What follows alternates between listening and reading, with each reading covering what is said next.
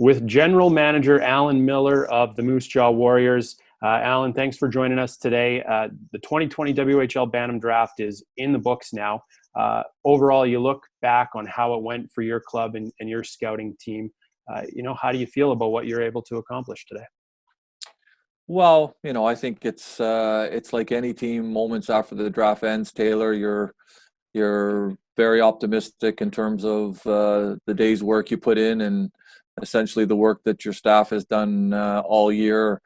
But I think obviously the draft started very, very well for us with what we feel is an elite player in Braden Jaeger, and continued from there. We took a goaltender in the third round that was the number one goalie in our opinion on our list.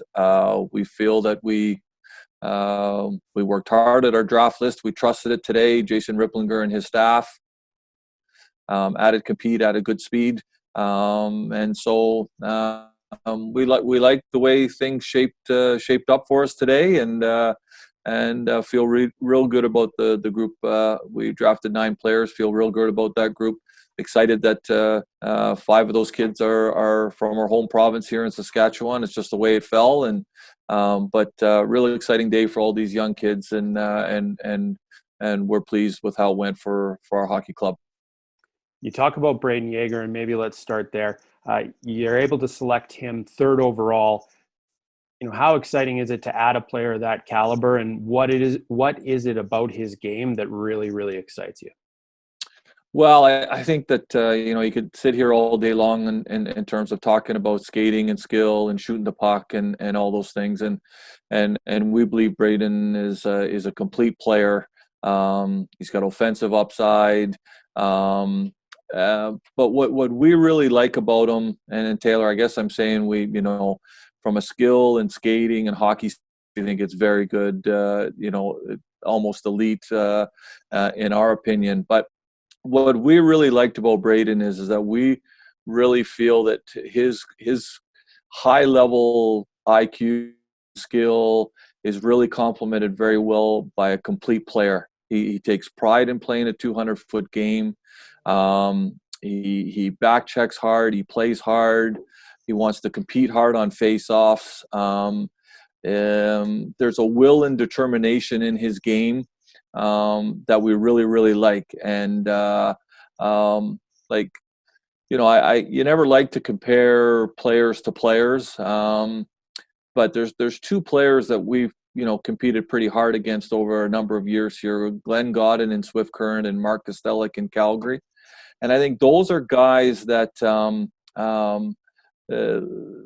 just in terms of their will and determination and the way they competed in all 3 zones, and Braden being able to have those attributes in his game combined with high skill, high hockey sense, really made us believe that one of the elite players in this draft, and thrilled to get him 3rd overall today. You mentioned something interesting, and I want to ask you about this. You talk about getting 5 players in today's draft that come from Saskatchewan. As a Saskatchewan-based club that's a community-owned club, how important is it for your organization to have that sort of homegrown talent on your roster year after year? Well, I think that first and foremost, you have to prepare for the draft. You have to work hard at your list. You have to trust it, and we believe in taking the best players available. In saying that, there's times along the way as you're going down the draft, working your draft list, that you're able to consider players by position. You're able to consider players by the type of player that they are. And at the same time, if we have young men that are very, very similar on our list, and it's almost a toss-up for us, Taylor, and one kid's from BC and one kid's from Saskatchewan, then I think sometimes we'd lean to the young guy that's closer.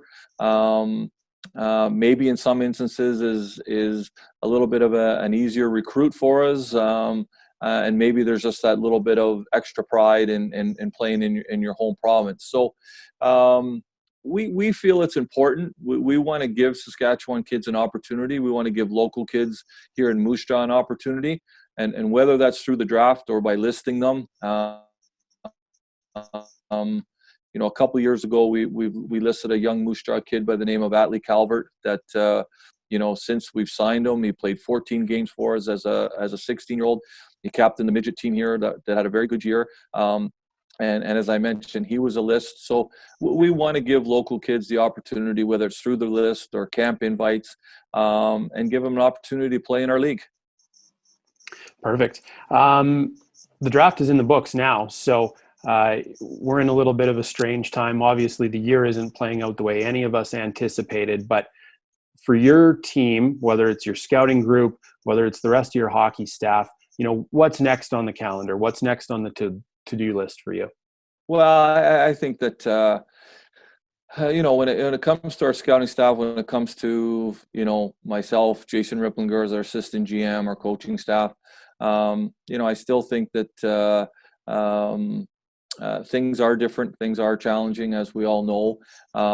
But we're still working towards the fact that we're hopeful that we're going to start on time, and there's lots of work to be done, whether that's communicating with our players, whether that's recruiting, signing players, continuing to evaluate players for trades. We're a team that is looking for some experience through the 20-year-old market.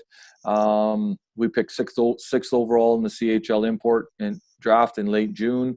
That's a very important pick for us. So from a hockey operations perspective, there's lots to do. We feel, and in particular, our coaching staff, Mark O'Leary, Scott King, our athletic therapist, Brooke Kozlowski, are communicating with our players and our signed players, the guys that we project to be on our team next year. Lots of communication, talking to their trainers, understanding the challenges of maybe not being able to get to a gym, doing things virtually, helping them out with programs. So it is different how we're doing business, but at the same time, in terms of getting ready for next year, we can keep our group fairly busy.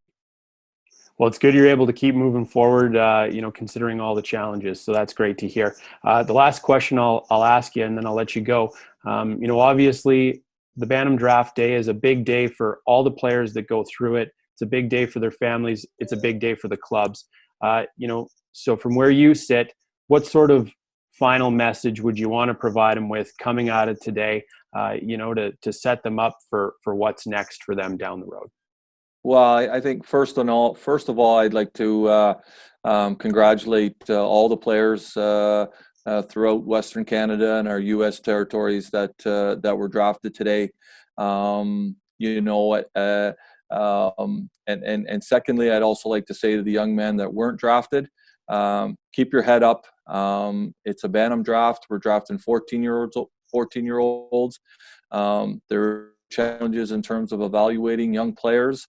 The listing of players, camp invites is a big part of what we do. We always find good players through listing.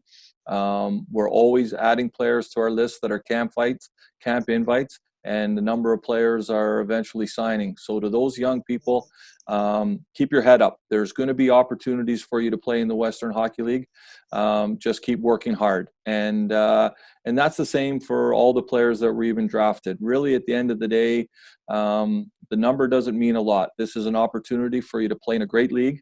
And if you're a little disappointed whether you weren't drafted or you went later in the draft, if you work hard and you give yourself a chance, you're going to get an opportunity to play. So congratulations to all the players. Keep working hard. And to the young man that just didn't crack somebody's draft board today, there are opportunities for you, and keep your head up.